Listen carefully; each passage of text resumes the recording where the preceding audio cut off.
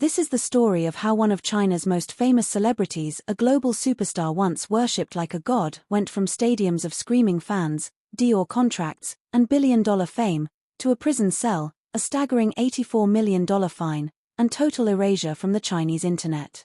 But what if I told you that Kris Wu's fall wasn't just about scandal, but about power? About control?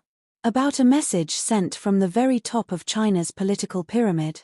Was Kris Wu truly guilty, or was he chosen as a sacrifice, a warning, a purge? Stay with me, because what you're about to hear will change the way you see celebrity, power, and China itself. Just a few years ago, Kris Wu stood at the peak of fame. EXO's biggest breakout. A king of the Chinese entertainment world.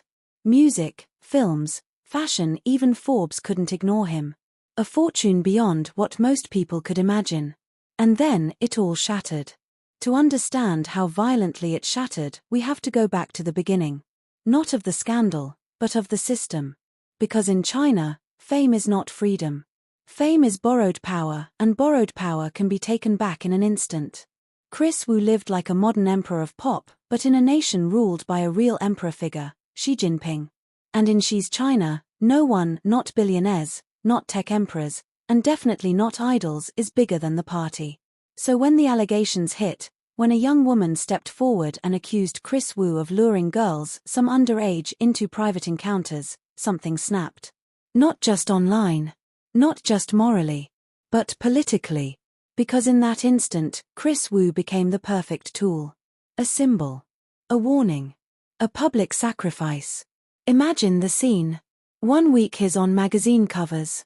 The next, his name is banned on every platform. His music erased from streaming sites. Film companies scramble to delete him from posters. Brands flee like the ground beneath them is collapsing. No investigation results yet. No trial. No verdict. Just a silence, cold, sudden, and absolute. It wasn't just a cancellation. It was an erasure. Not just of a man, but of a myth. And then, the hammer dropped. The numbers were insane. A tax evasion case that shocked even seasoned observers of China's entertainment crackdowns. Back taxes, 600 million yuan. That's $84 million. Gone. Overnight. But listen, this wasn't just about money. Jack Ma was silenced. Fan Bingbing was destroyed. Zhong Zhihan was wiped from existence over a photo at a shrine. And now Kris Wu? A Canadian citizen. With global influence, Western connections, fans who didn't follow the party line. To the party, this was perfect. A fallen idol. A moral warning. A nationalist victory. Because what's better than showing the world you will even destroy your stars, if they cross the line? But here's where things get even darker. The narrative that was pushed, especially inside China, wasn't just celebrity gone wrong. It was the return of an ancient archetype. The fallen concubine. A powerful figure adored, elevated, and then cut down, punished, erased from history. Just like in imperial times. But now it wasn't the emperor's palace. It was the National Supervision Commission. It was the cyberspace administration of China.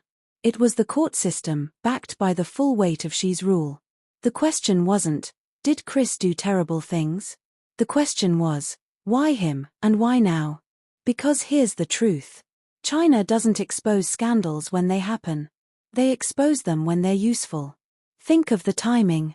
China was tightening control over celebrities. A national crackdown on immoral behavior. Anti-capitalist campaigns. Warnings about foreign influence.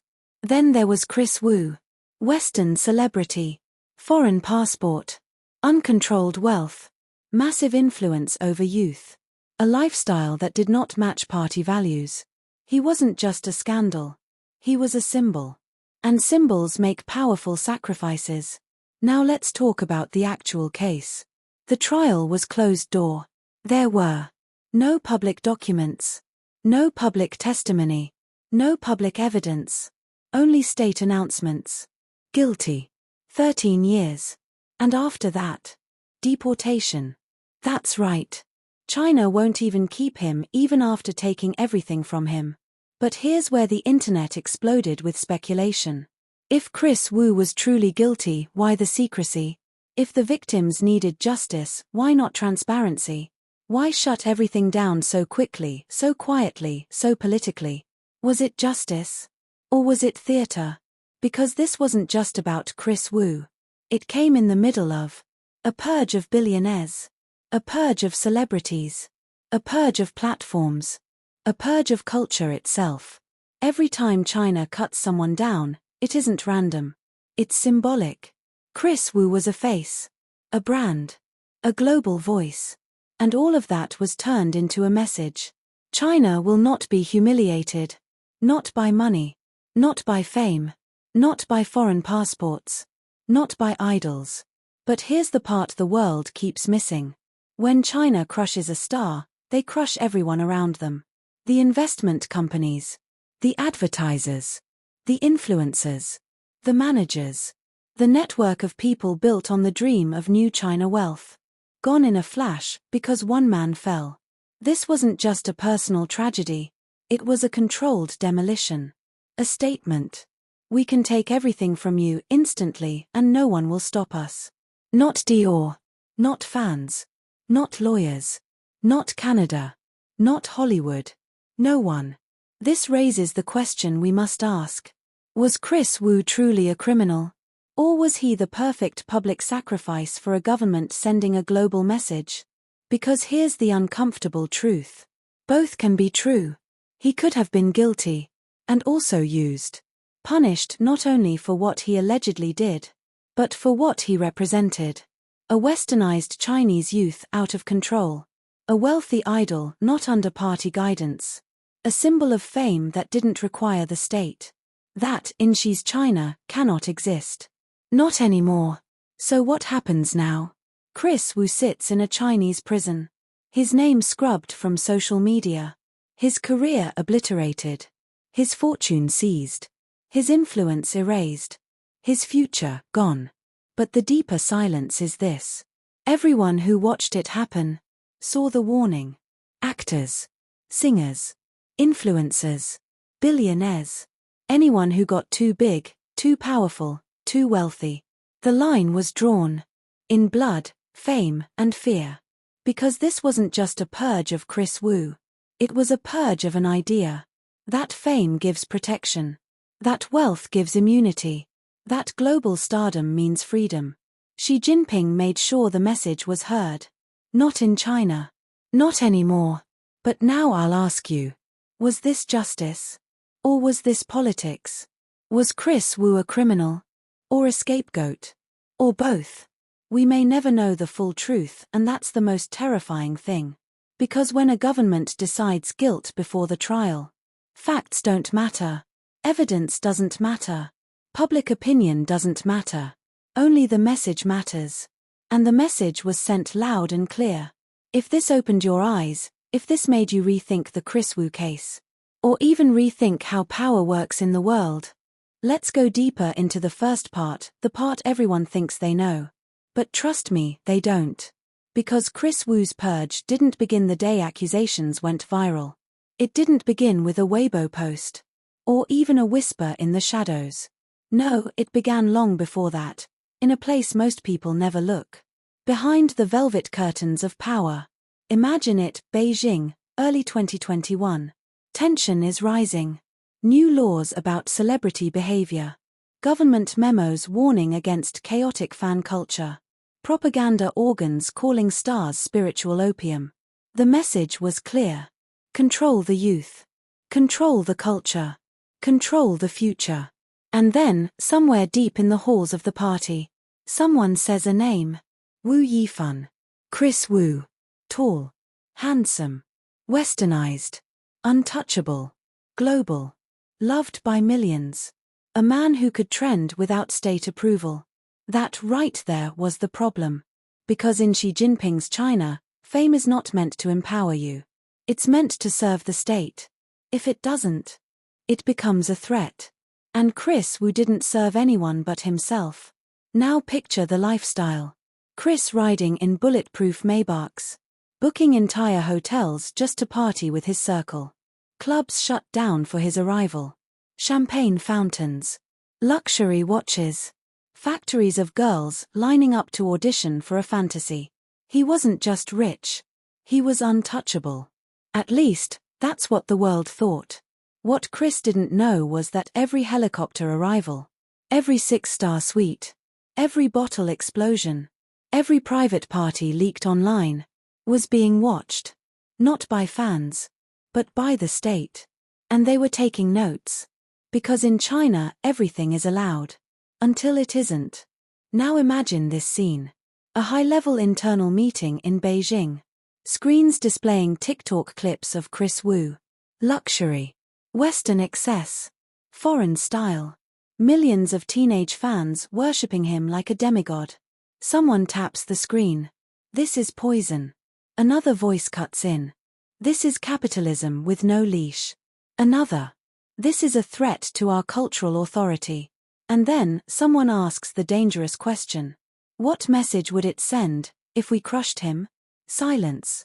And then, agreement. But here's the thing, the state didn't just want to punish Kris Wu. They wanted to make an example so big, so brutal, so unforgettable, that every celebrity would feel it in their bones. Every singer, every actor, every influencer with too much money and too little loyalty. Kris Wu was chosen. He fit every box. Foreign passport, young audience, global attention, obsessive fandom, massive wealth, and most importantly, he could be destroyed in a way that benefited the party. That's why the scandal exploded exactly when it did. The timing was surgical. Not when Kris was silent. Not before his fame peaked. But at the height when the fall would echo loudest. And it did. In 24 hours, brands evaporated. Louis Vuitton? Gone. Bulgari? Cut ties. L'Oreal? Deleted everything. Tencent? Cancelled projects worth tens of millions. The fall wasn't natural. It was triggered. Someone flipped a switch. But here's where it gets even more disturbing. China didn't just cancel him. They erased him. Search engines scrubbed his name. Weibo blocked his fan forums. Music platforms deleted his songs. Drama networks replaced his face with black screens. Like he never existed. This wasn't moral outrage. This was cultural execution. And Kris Wu didn't even see it coming. Because here's the terrifying truth. When the party decides you're done, you don't get a warning. You get silence. And then ruin. Now picture Kris that night. Alone. Phone lighting up. Thousands of messages. Agents calling. Brands panicking. Lawyers shouting. His team telling him, we can fix this. We can control the narrative. But there was no narrative left to control. The state had stepped in. And once that happens, PR dies. Fame dies. Freedom dies. You are no longer a celebrity. You are prey. Think about it. They could have blamed him only for immorality. They could have fined him like Fan Bingbing. They could have shamed him and let him go. But no. They built something bigger. They called him a predator. A corrupter. A danger. A criminal on a national scale. Then they shut the courtroom doors. Closed trial. No cameras. No public testimony. Just a verdict. Guilty. 13 years. Boom. End of story. At least, publicly. But you and I both know this was never just a legal case. This was political theater. And now, here's the most chilling part. No one in China, not even the victims, not even the public, will ever know the full evidence. Because the truth wasn't the point. The symbol was the point. Kris Wu became a message. This is what happens when you rise without permission. A warning. A purge. A sacrifice. Now let's take a breath and ask. What truly destroyed Kris Wu? Was it his ego? His power? His lifestyle? His alleged crimes? Or was it something deeper? Was it the moment he forgot where he was? That in China, even kings kneel. And only one emperor rules. Kris Wu was not just arrested. He was claimed. Taken from fame. Taken from wealth. Taken from global status. Taken from history. Until one day, far in the future, someone asks, "Who was Kris Wu?" And the answer will be a warning. And now, I want you to think. Do you believe Kris Wu was truly exposed? Or politically erased? Was it justice or brutality in disguise? Did the party punish a criminal? Or silence a symbol? Or both? Because in a system where power overrules truth, we may never know. But we can question. We can talk about it. We can refuse to forget. If this shook you, if this opened your eyes, don't leave without supporting this video. Before you go, I need you to like this video, share it, subscribe to this channel, and comment below. Your voice matters. Now let's talk in the comments. Do you think Kris Wu was guilty or chosen as a scapegoat? Do you think the punishment fit the crime?